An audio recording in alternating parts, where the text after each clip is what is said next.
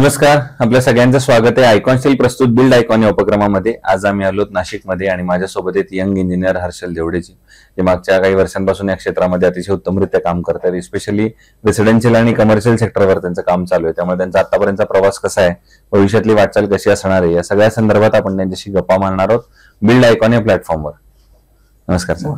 तर आपण गप्पांना अशी सुरुवात करूया. ते म्हणजे सुरुवातीला विचारायचं अगदी आपल्या लहानपणापासून आपली शाळा कुठली होती, कॉलेज कुठलं होतं, आणि सगळ्यात महत्वाचं सिव्हिल इंजिनिअरिंग या फील्डमध्ये येण्यामागचं प्रेरणास्थान कोण होतं, इन्स्पिरेशन कोण होतं, ज्यांच्यामुळे तुम्ही या क्षेत्रात आलात, काय सांगाल? माझी स्कूलिंग येवला तालुक्यात झाली. स्वामी मुक्तानंद विद्यालय इथे झाली. 12वी पर्यंत तिथे होतो. त्याच्यानंतर डिग्रीसाठी माझं कॉलेज SNJV चांदवड इथे झालं. प्रेरणास्थान म्हटलं तर मला जॉब नव्हता करायचा, बिझनेस करायचा होता. आणि सिव्हिल क्षेत्र निवडायचं हे एक का आपल्याला फिरायला मिळेल आधी ही जास्त हे होतं. नवीन नवीन ठिकाणी जायला भेटेल किंवा नवीन माणसं मिळते या हिशोबाने, आणि बिझनेसच्या हिशोबाने पण जास्त स्कोप आहे सिव्हिलमध्ये, त्या हिशोबाने मी सिव्हिलकडे. म्हणजे शिक्षण पूर्ण झाल्यानंतर पुढचा टप्पा येतो ते म्हणजे आपण कुठेतरी सर्व्हिस किंवा प्रॅक्टिस करतो अनुभव घेण्यासाठी पुरती. तो तुम्ही कुठं घेतलात आणि जेव्हा स्वतःची वैयक्तिक कन्सल्टन्सी सुरू केली त्यात जो पहिला प्रोजेक्ट केला तो कुठला होता? तो काम करताना काही अडचणी आव्हान आली का? तर तो कसा होता अनुभव? एक्सपिरियन्स घ्यायचं म्हटलं तर माझेच लासलगावमध्ये इंजिनियर आहे ठोंबरे साहेब, पाटील साहेब, त्यांच्याकडे मी त्यांची कन्सल्टिंग फर्म आहे, त्यांच्याकडे एक्सपिरियन्स घेतला. जेव्हा मी सुरुवात केली 2020 साली, तेव्हा कोरोना आला. त्यावेळेस मी प्रॅक्टिसला त्यांच्याकडे गेलो. प्रॅक्टिसला गेल्यानंतर ज्यावेळेस सगळं स्टॉप होतं, त्यांचे काही प्रोजेक्ट चालू होते, त्यावेळेस मला तिथे त्यांना बऱ्यापैकी शिकायला भेटला. त्यांचा एक्सपिरियन्स म्हणजे 30 ते 35 वर्ष एक्सपिरियन्स आहे त्यांना. तर तो एक्सपिरियन्स मला अर्ली स्टेजला मिळाला. तो एक माझा फायद्याचा विषय. बरोबर.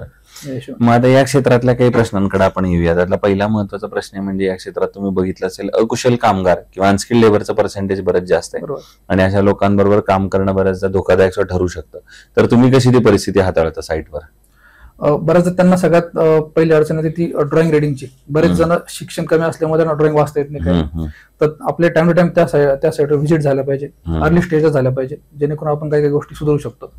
आणि बऱ्याचदा वाचता येते त्यांना, तर बऱ्याच वेळा आम्हाला त्यांच्या नेटिव्ह लँग्वेजमध्ये मराठीमध्ये किंवा हिंदीमध्ये लिहून द्यावं लागतं की असं असं काम करायचं, असं करायचंय.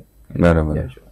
दुसरं, रेसिडेन्शियल मध्ये काम करताना तुम्ही बघितलं असेल बऱ्याचदा क्वालिटी आणि बजेट हा कायम इश्यू होतो. कारण क्लायंटचं म्हणणं असतं की माझं बजेट थोडं कमी आहे आणि तुम्हाला वाटत असं चांगलं दर्जेदार घर द्यावं. तर मग या दोन्हीचा समतोल तुम्ही कसा साधता?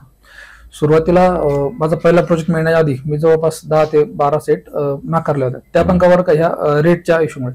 बऱ्याच जणांचं हे एक्सपेक्टेशन असतं का कमी खर्चात खूप साऱ्या एक्सपेक्टेशन असतात, जास्त आपण हे द्यावं, अम्युनिटीज द्यावं. तर ते न करता आपण क्वालिटी कॉम्प्रोमाइज न करता रेटच मी काय असेल ते प्रायोरिटाईज ठेवलं आणि चांगल्या रेटमध्येच काम घेतलं. बरं. आता एक थोडा वेगळा प्रश्न येतो, हे नाशिक जिल्ह्याच्या विकासाचं व्हिजन एक इंजिनियर म्हणून तुम्हाला जर विचारलं तर तुमच्या डोळ्यासमोर कुठले मुद्दे येतात ज्या मुद्द्यांवर आता प्रशासनानं काम केलं पाहिजे असं तुम्हाला वाटतं? सगळ्यात महत्त्वाचं वाहतूक दळणवळण. याच्यामध्ये रोड इन्फ्रास्ट्रक्चर थोडं आपलं चांगलं झालं पाहिजे. दुसरा विषय ट्रॅफिकचा झाला. नंतर तुम्ही म्हणाला त्याप्रमाणे आता कारण दळणवळण हा महत्वाचा मुद्दा आहे, रस्ते महत्वाचे आहेत. कारण रस्ते आले की मग इंडस्ट्री सगळंच पुढे पुढे वाढत जातं. तर मग आता प्रशासनानं काय पावलं उचलली पाहिजेत असं तुम्हाला वाटतं? जे ऑनगोईंग प्रोजेक्ट आहेत ते लवकर ते कम्प्लीट झाले पाहिजे ऍटलिस्ट. कारण आताही ट्रॅफिकची ती समस्या असल्यामुळे समजा फॉर एक्झाम्पल कुठे काही काम चालू साईडवर आपली कास्टिंग करायची, RMCच्या ज्या व्हेकल्स आहेत ते येण्यासाठी पण खूप अडचणी येतात.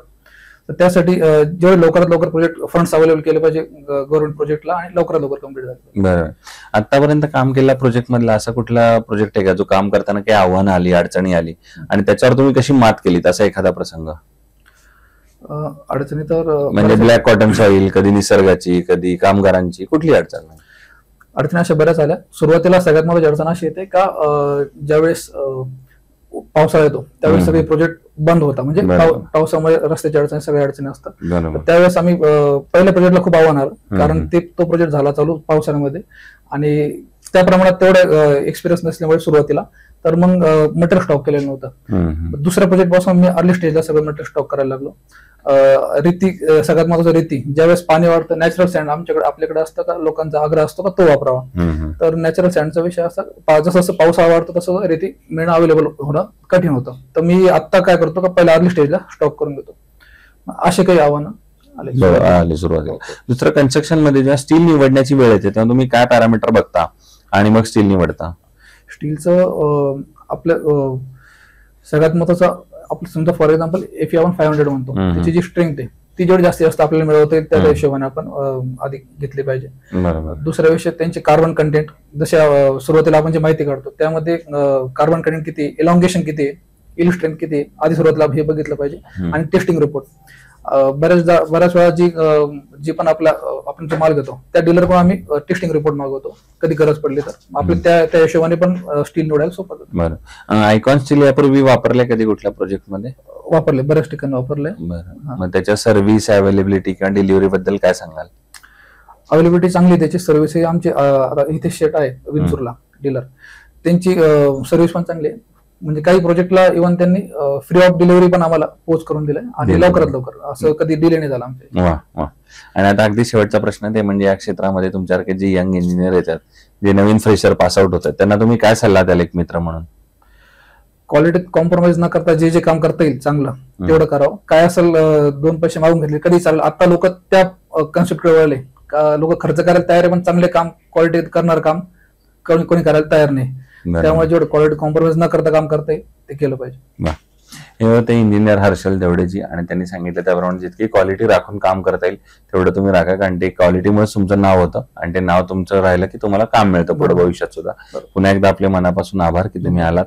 भविष्यात सुद्धा असेच उत्तमोत्तम आयकॉनिक प्रोजेक्टची निर्मिती आपल्या हातून व्हावी याच आयकॉन स्टील तर्फे मनपूर्वक शुभेच्छा.